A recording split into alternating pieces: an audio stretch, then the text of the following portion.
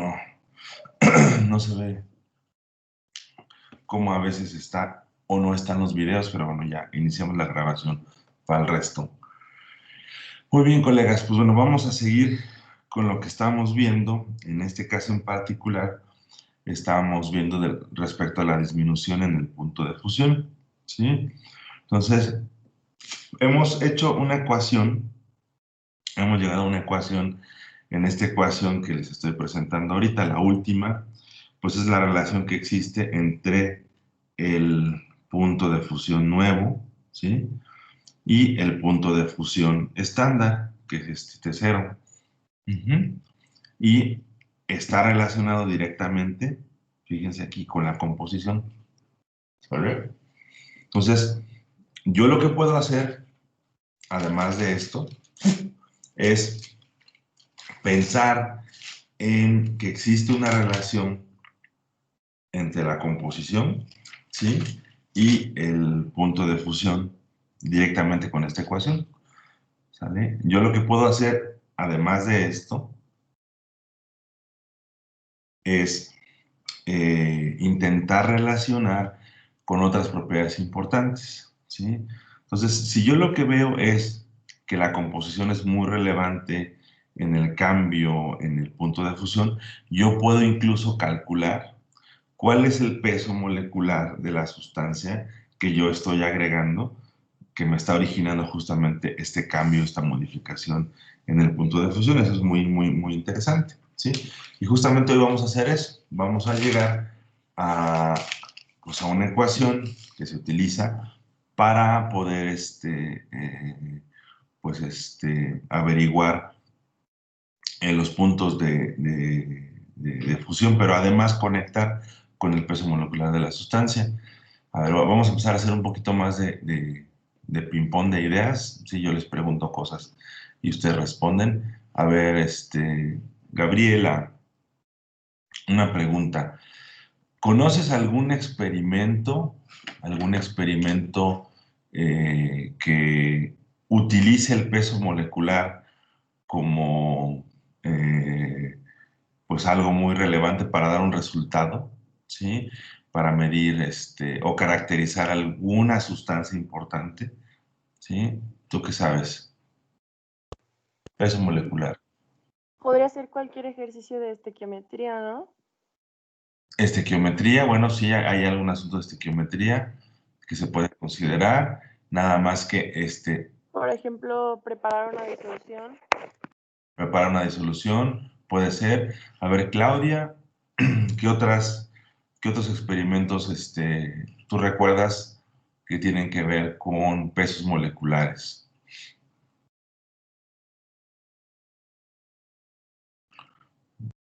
¿No tienes el micro prendido, Claudia? ¿O no puedes prenderlo? Bueno, no sé. A ver, Juan Jesús García, ¿algún otro experimento?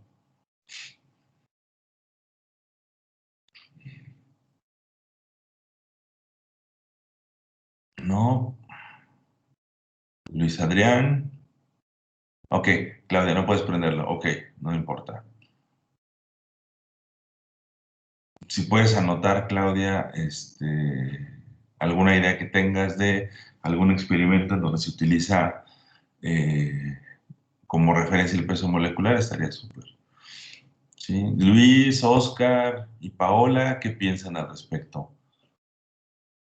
Profe, ¿podría ser cualquiera del que se quiera calcular el rendimiento?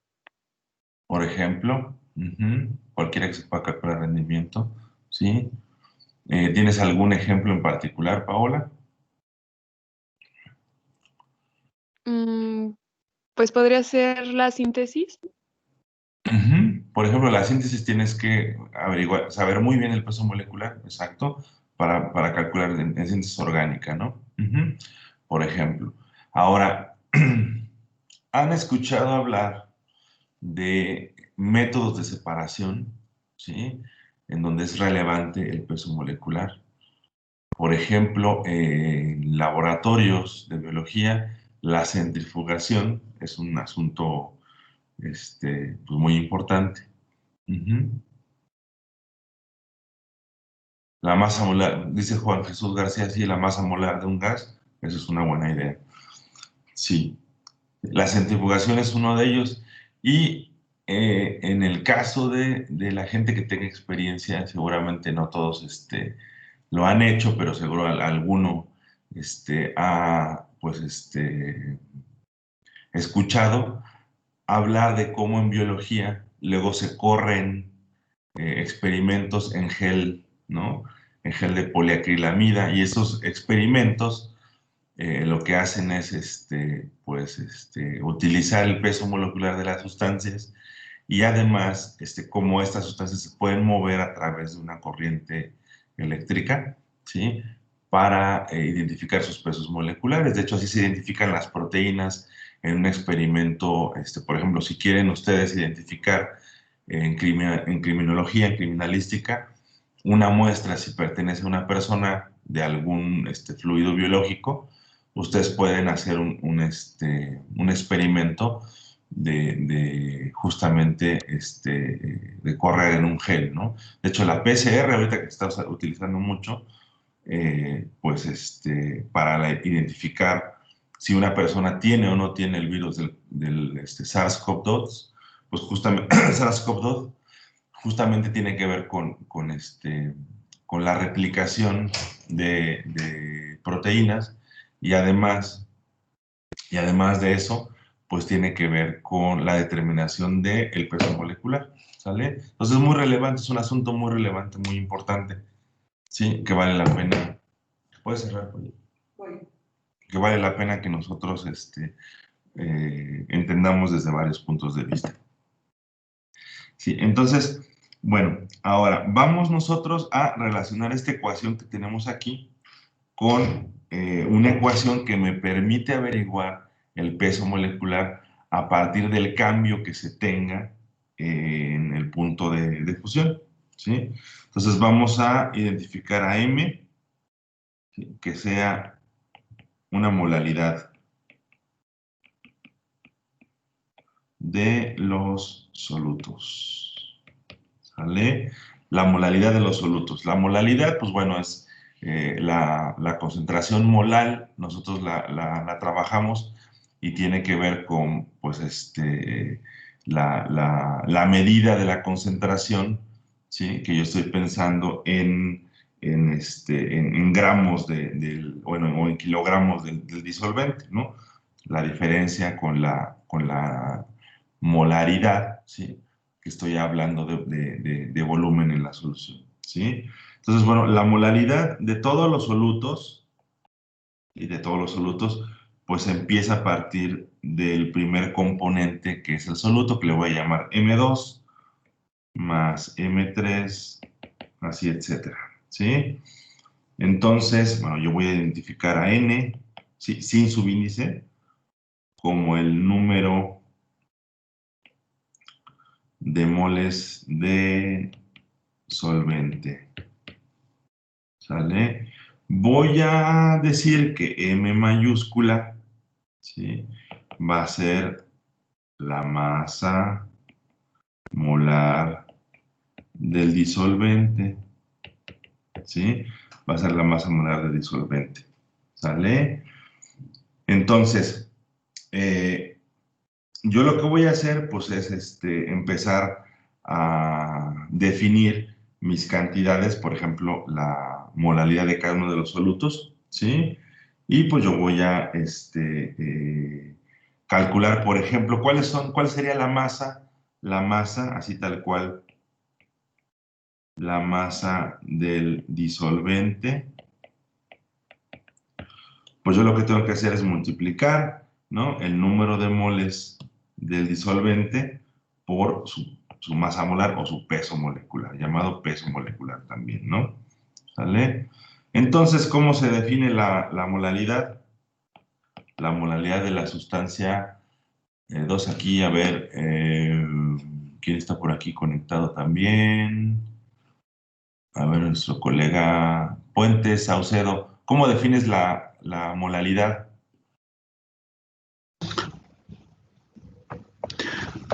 ¿En esta fórmula en especial o en general? En general, la molaridad en general, así en general. En general. Es, es la cantidad de moles sobre el volumen. No, esa es la molaridad. Esa es la diferencia entre molaridad, la que estoy escribiendo, la que definiste, la molaridad es número de moles en volumen, sí. Así es. Número molaridad. La molaridad con L, ¿te acuerdas? Es moles de soluto sobre kilogramos de solvente Exacto, ahí está, muy sobre bien. unidad de masa. Ajá, sale, es en masa, ¿no? ¿Sale? Ok, entonces en este caso, M2, pues es el número de moles del soluto por la masa del disolvente, que es Nm, ¿sale? Y M3, pues así, ¿no? N3, así como nos dijo nuestro colega, Nm, etcétera. ¿Sale? Entonces, de aquí yo lo que puedo hacer es despejar, por ejemplo, el número de moles, ¿no?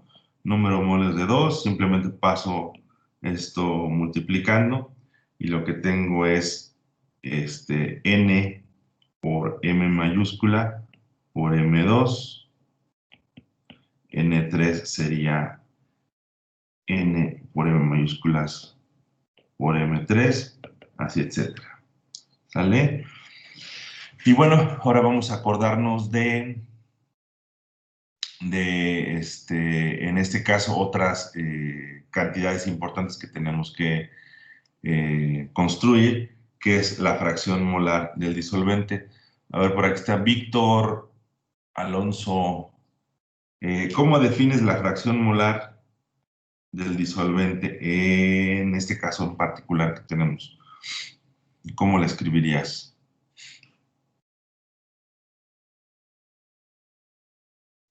Perdón, acabo de entrar, pero serían los moles del soluto entre la suma de los moles del disolvente más la del soluto. Fíjate, del disolvente, solamente estoy. Chi es la fracción molar del disolvente, solo del disolvente. Entonces, ¿qué iría arriba? Es una razón, ¿no? Número de moles de quién pongo arriba. Si es del disolvente, serían los del disolvente. Ok, así, exacto, ¿no? Y abajo, todos los demás, ¿no? Ok, muy bien, Víctor. Sale, gracias. Ok, entonces ahora sí, lo que podemos hacer con esto es escribir lo siguiente. Tengo n, ¿sí? Arriba y abajo yo lo que tengo pues, son todas las sumas de los números de moles, que lo que voy a hacer es, esto que tengo aquí lo voy a sustituir aquí abajo.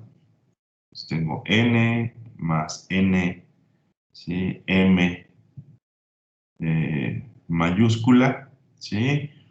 Por M2 más NM mayúscula por M3, así hasta todos los solutos que tenga presentes, ¿no? Entonces, pero esto yo lo puedo simplificar porque tengo que esto que está aquí es mi factor común, ¿sale? Entonces tengo que, aquí me queda, entonces me queda N, ¿sí? Sobre N más NM por esto por M2 más M3 más así. ¿Ok? Así es como tengo la cosa. ¿Sale? Muy bien, entonces yo lo que puedo hacer aquí es arriba y abajo, lo que voy a hacer es dividir entre n, arriba y abajo, ¿sí? Para tener lo siguiente, entonces la fracción molar del disolvente es igual a 1 entre 1 más mm. Ahí está. ¿Sí? Es un dato que tengo que utilizar, que va a ser bastante importante. Ahora yo voy a tomar los logaritmos, ¿sí? De esto. Le voy a sacar el logaritmo natural a G, a la fracción molar, ¿sí? Entonces, pues bueno, sería, ¿no? Si yo lo quiero ver así como logaritmo natural de 1, ¿sí? menos logaritmo natural de 1 más mm. Pero pues ya sabemos que esto pues, es 0. ¿Vale? Como esto es 0, entonces escribo logaritmo natural de la fracción molar. Me queda nada más menos logaritmo natural de 1 más mm. ¿Sí? Así es como queda escrito mi logaritmo natural de la fracción molar del disolvente. ¿Sí?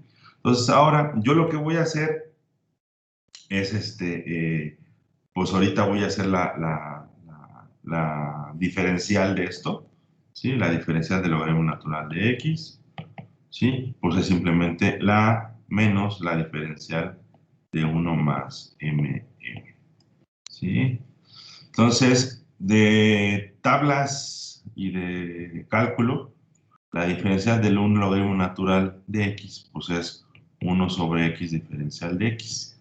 Eso es prácticamente directo, pues, ¿no? ¿Sale? En este caso en particular, yo lo que tengo aquí, ¿sí? Es lo siguiente. Yo lo que tengo es que mi diferencial del logaritmo natural de chi, ¿sí? Fíjense que yo lo que voy a hacer es hacer la derivada de esto, ¿no? ¿Sí? Si yo tengo la diferencial, pues si tengo la diferencial de una función de x, ¿sí? ¿Esto cómo era? Pues era f' por diferencial de x, ¿sí? Así es como se hace la diferencial de una función. En este caso, esta función toda es f, ¿sí? Y depende de la variable que yo estoy buscando variar, es justamente la molaridad, ¿sí? Que es m minúscula, ¿vale? Entonces, cuando yo hago la diferencial de esto, pues bueno, es como si fuera la derivada con respecto a m de 1 más mm, ¿sí? Y esto está pues a la 1, ¿sí? Cuando hago la derivada me queda la menos 1, ¿sí? Y si derivo lo de adentro, pues me queda m diferencial de m, cuando hago la diferencial de lo de adentro, ¿sí? Entonces, por ello, me queda menos m diferencial de m, que es la molaridad, 1 más mm. Bueno, entonces aquí hay algo, pues, relevante, ¿no? Yo lo que estoy aquí trabajando, ¿sí? Es la ecuación que tengo aquí arribita, que no se me olvide que estoy trabajando con esta ecuación, ¿sale? Pues la voy a copiar. La voy a copiar aquí, es 1 sobre x, ¿sí? 1 sobre x es igual, me queda 1 sobre x, me queda 1 sobre x, 1 sobre t0, 1 sobre t0, y tengo menos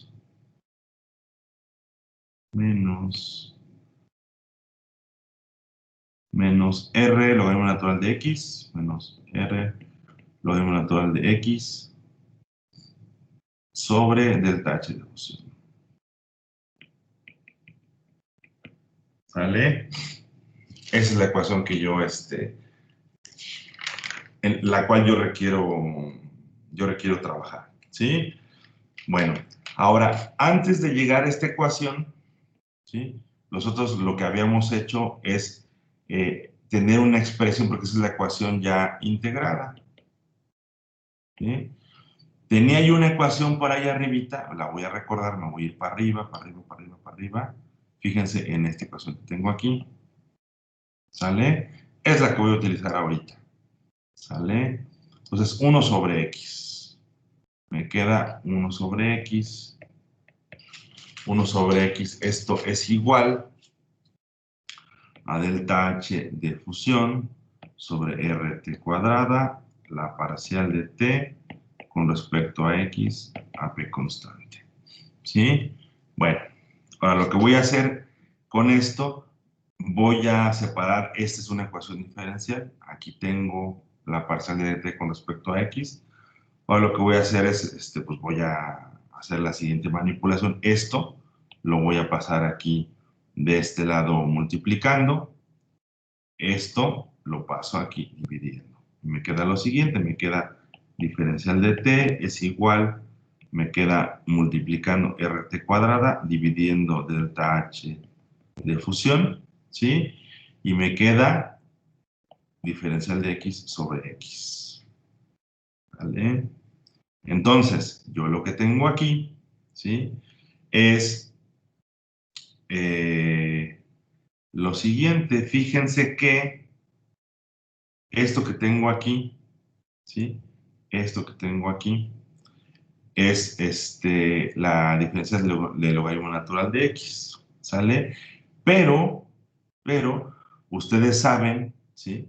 Que la diferencia del logaritmo natural de X, pues se puede expresar de esta manera. Es 1 sobre X diferencial de X, ¿sale?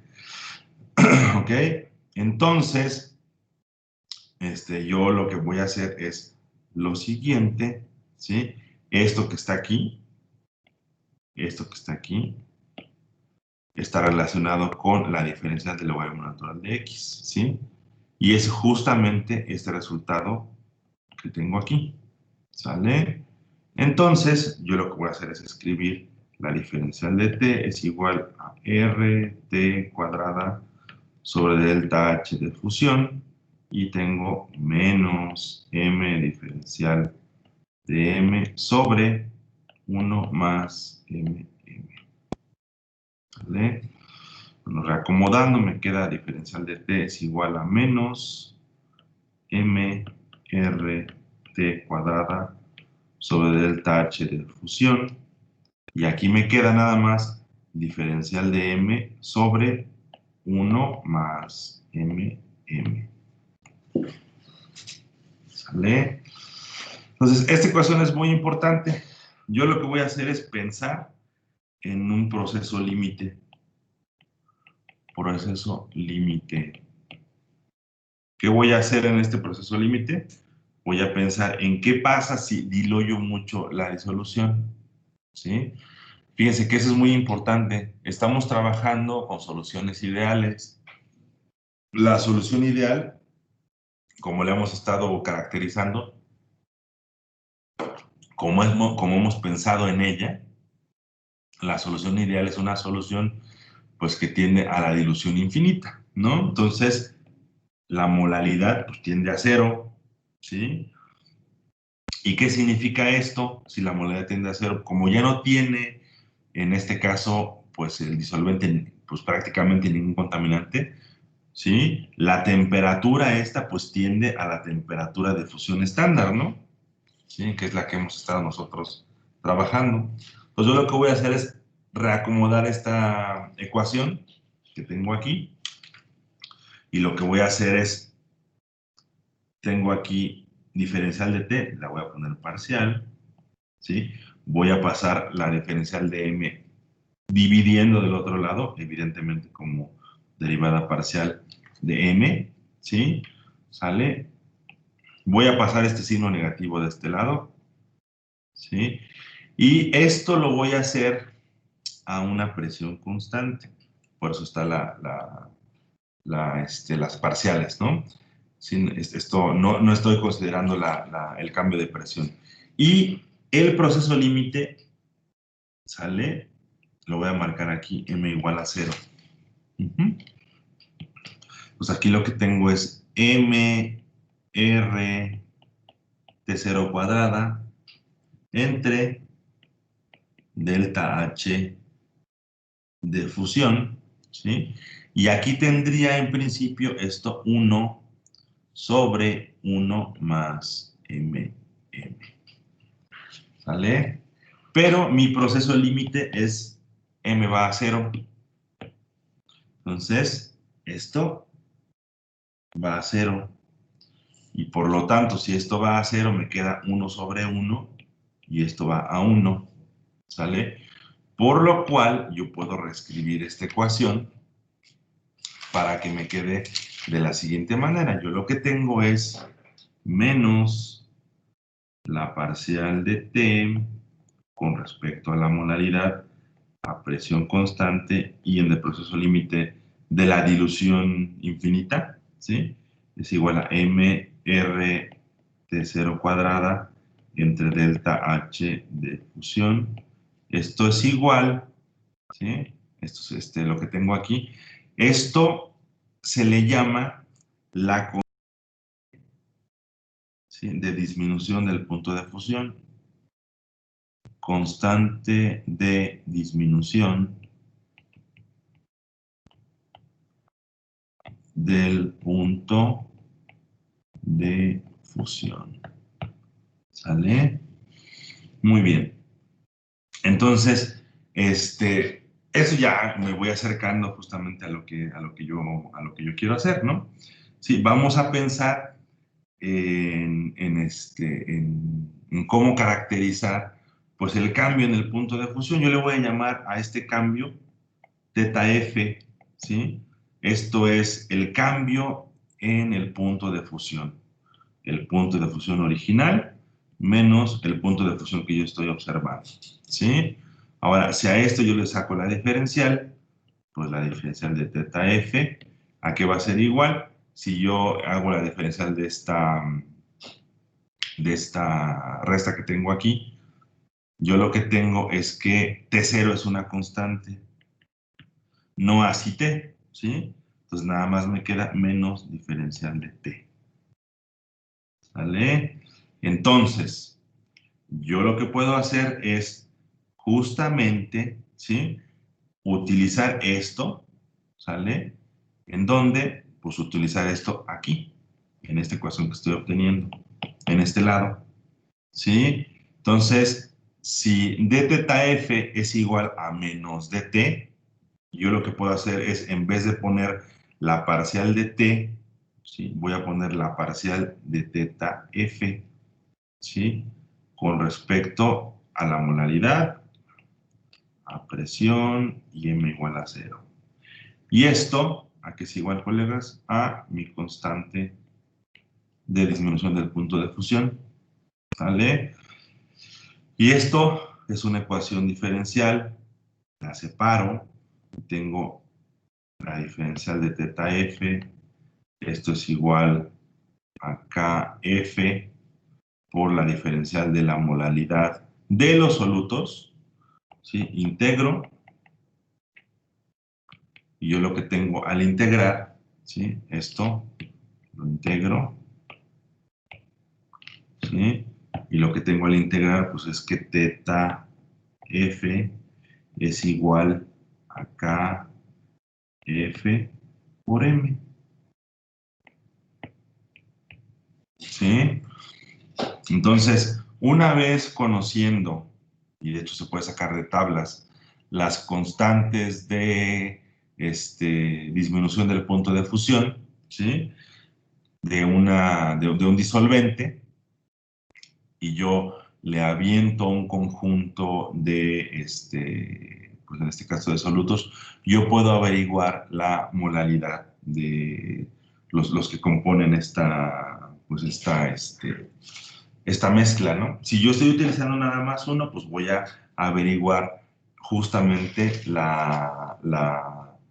pues la molaridad de ese soluto que yo le he estado agregando, ¿sí? Y aquí ya llegar al peso molecular es más o menos directo, ¿no? Más o menos directo. En este caso, yo puedo hablar de la molaridad, como nos dijo hace ratito el colega, como el número de moles, en este caso, del soluto, ¿sí?, entre la masa, ¿no? Entre la masa, en este caso, del disolvente, ¿sí? Bueno, entonces, a ver, vamos a ver número de moles de soluto, número de moles de soluto, número de moles de soluto. ¿Cómo los puedo yo definir para que me sirvan aquí en esta ecuación y pueda yo sacar el peso molecular? Bueno, una manera de escribirlo es el peso en gramos o kilogramos, por ejemplo, del soluto 2, entre el peso molecular del soluto 2, ¿no? ¿sí? Pues aquí lo que tengo pues, son gramos, aquí abajo tengo gramos por mol, ¿sí? Pues definitivamente tengo moles, ¿no? ¿Sí? Entonces, de acuerdo con esto, ¿no? O sea, yo estoy súper con esto, ¿no? Muy bien. Entonces, voy a definir a W como la masa del disolvente. Y evidentemente, este que está aquí, W2 es la masa del soluto 2, digamos, ¿no? Masa del soluto 2. Ok. Entonces, pensemos en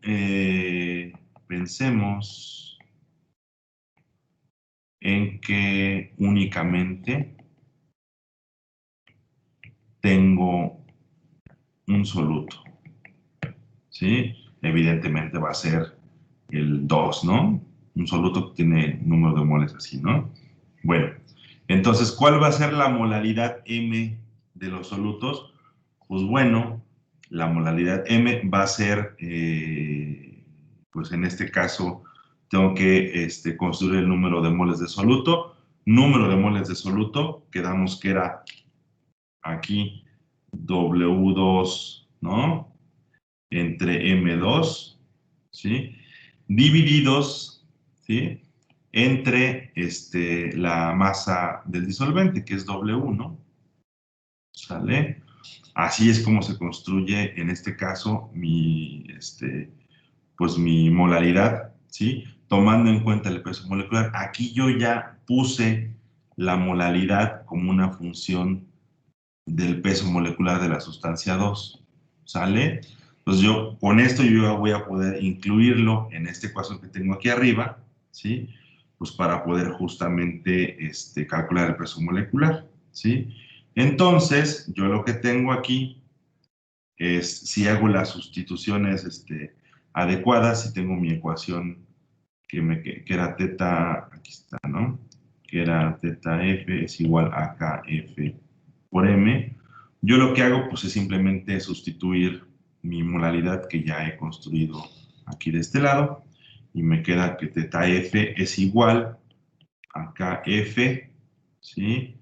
KF, y pongo mi M, que es W2 entre W por M2, ¿sí? Entonces, de aquí despejo M2 y tengo que KF por W2 entre teta F por W es justamente el peso molecular de la sustancia que yo estoy pues agregando, ¿sí? Entonces, fíjense cómo sí estoy pensando en soluciones ideales, pero eso también se utiliza en el mundo real. Cuando yo agrego poquito de un soluto a un disolvente, ¿sí? Y conozco las propiedades de este disolvente, que en este caso particular la propiedad físico-química del disolvente es la KF, que esto se saca de tablas, ¿sí? Yo puedo, sin problemas, calcular esto experimentalmente, la teta F. Esto la calculo, la averiguo, pues, experimentalmente desde el experimento. Es simplemente el cambio en el punto de fusión, ¿sí? Entonces, yo sé qué cantidad de masa puse del disolvente, ¿sí? Yo sé esto que está aquí, yo lo sé, ¿sí? Yo lo sé, así decía. Y además, evidentemente, yo sé también qué cantidad de disolvente tengo en gramos, ¿no? ¿Sí? Y eso también lo sé, lo puedo averiguar de tablas, ¿sí? Esta KF, ¿sale? La que es una medida experimental, pues es esta, ¿no? Entonces, todo lo conozco, ¿sí? Y conociéndolo todo, yo entonces puedo averiguar el peso molecular de mi sustancia, ¿sale? Entonces, bueno, aquí lo que les pido que hagan es que vayan al Castellan, a los libros de fisicoquímica, y pónganse a revisar las tablas estas de las constantes de disminución del punto de fusión, pues cómo son, ¿no? Y evidentemente ustedes pues van a ver que dependiendo de la naturaleza la naturaleza de la sustancia, pues estas constantes van a ser diferentes, ¿no? Sí, el agua es tiene una constante pues relativamente pequeña, ¿sí? Si comparan la del agua con la del benceno, pues van a ver que la del benceno es mucho mayor, evidentemente, porque el benceno es una molécula más grande y tiene pues un montón de propiedades ahí interesantes y relevantes, ¿sale? Muy bien, colegas, pues bueno, eso es con respecto a la disminución del punto de fusión, ¿sale? Entonces, ¿qué otra cosa? Bueno, nada más, bueno, vamos a arrancarnos rápido con el siguiente punto. Bueno, ¿tienen alguna duda hasta aquí? ¿Alguna duda, alguna duda? Bueno. Entonces, incremento en el punto de ebullición. ¿Qué pasa con el incremento del punto de ebullición? Bueno, esto se los voy a pedir que lo revisen ustedes, nada más voy a dar el resultado. Es prácticamente lo mismo, es exactamente lo mismo, ¿sí? Nosotros hacemos el mismo análisis con las mismas ecuaciones y al final yo lo que tengo en cuanto al punto de ebullición, pues es prácticamente las mismas ecuaciones, nada más con otro nombre, ¿no? Yo tengo teta B, que es B es de boiling, ¿sí? Y esto es igual a KB por M, ¿sí? Es exactamente lo mismo. También yo puedo entonces hacer una caracterización de los pesos moleculares de los solutos que yo estoy agregando. Si yo veo qué tanto cambia el punto de ebullición, es exactamente lo mismo. También existe entonces de tablas un conjunto de constantes de cambio de elevación pues en el punto de ebullición que vale la pena que ustedes revisen, ¿sale? Pues bueno, así muy rápido les dije esto, ¿no? Ahora, ¿qué toca? Vamos a hablar un poquito de un asunto bien interesante que es la solubilidad y también vamos a discutir, además de la solubilidad, vamos a discutir la última propiedad coligativa, que es la presión osmótica, y yo espero que con eso, bueno, al menos termine hoy, o al menos esta parte de la clase, y ya estaríamos en principio terminando con el capítulo 13 del Castellan. Falta el 14 y eso es relativamente rápido, ¿no? Porque aparte vamos a empezar también con la idea de las exposiciones, ¿sale? Entonces, muy bien, colegas. Vamos a ver la solubilidad. ¿Qué pasa en la solubilidad? Bueno, yo lo que tengo en la solubilidad, ¿sí? Cuando algo se solubiliza, ¿sí? Hablemos de un soluto sólido que voy a agregarlo en un líquido, ¿sí? Esa es la solubilidad que estamos acostumbrados nosotros a ver. Entonces, lo que sucede cuando este soluto se disuelve, ¿sí? Es que el potencial químico del sólido, ¿sí? Que depende de esta temperatura y de la presión, pues entonces va a ser igual al potencial químico de este soluto, pero en fase líquida, ¿sale? En fase líquida. Entonces, si esta es una solución ideal, sí, solo si es una solución ideal, yo puedo entonces utilizar pues mi ecuación que tengo de las soluciones ideales, ¿no? Para mu2, que es mu2 0, que es la estándar, más RT logaritmo natural de G2, ¿sí? ¿Sale? Y esto pues, es igual al potencial químico de la sustancia sólida, ¿no? Esto implica la solubilidad, ¿sí? Es un concepto que utilizamos mucho y en este caso estoy de alguna manera otra vez conectando la ecuación que saqué de las soluciones ideales a un sólido de esta manera, ¿no? ¿Sale? Bueno, entonces, de las ecuaciones que hemos estado sacando, una de las ecuaciones es que el logaritmo natural de G2 pues va a ser a menos delta H de fusión entre R, esta ecuación 1 sobre T menos 1 sobre T0. Esa es la ecuación, la tenemos aquí, ahí arriba, ¿no? Bueno, se me atoró el iPad, ahí está. Chévere. Bueno. Ok, voy a acabar rápido y voy a escribir aquí porque se me atoró el scroll del iPad.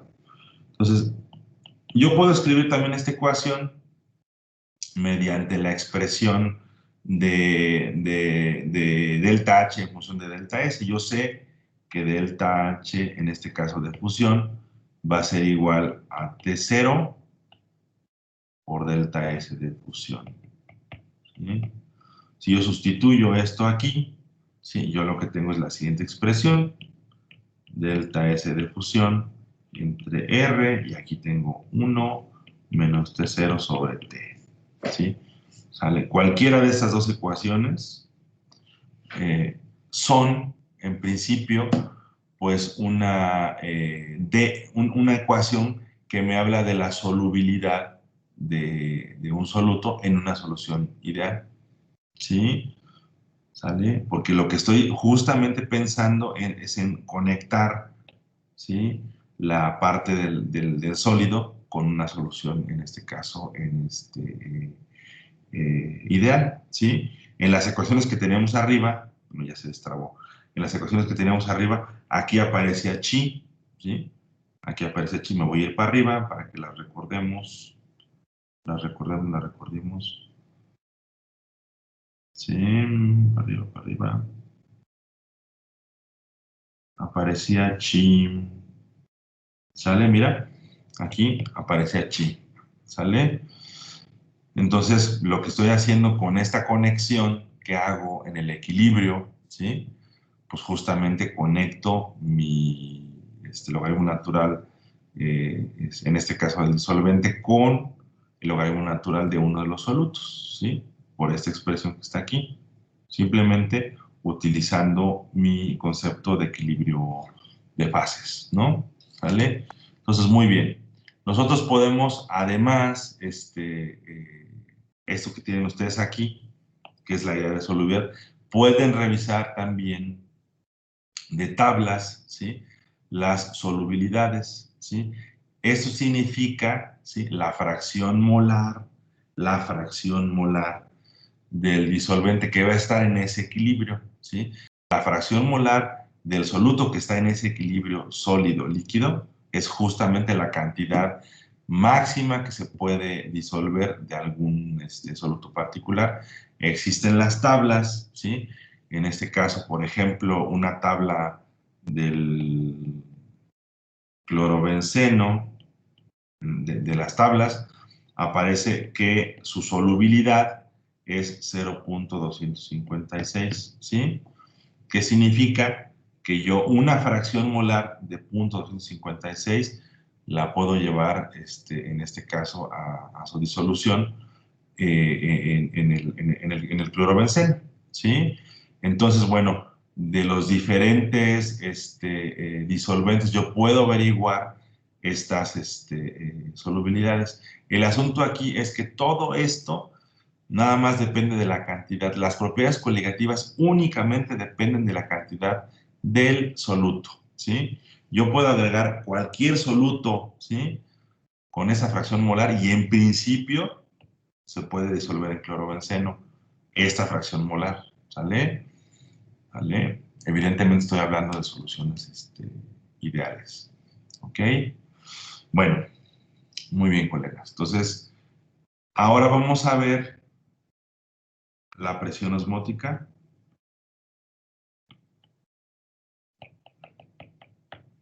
La presión osmótica, y yo creo que sí nos da tiempo de empezar la otra, pues el capítulo 14, ¿no? Entonces, bueno, pero les voy a dar un ratito de descanso, ¿sí? Son las 8:52. Nos vemos entonces a las 9:10, ¿sale? Nos vemos aquí para dejarlos descansar un ratito y que nos arranquemos con la siguiente parte para terminar.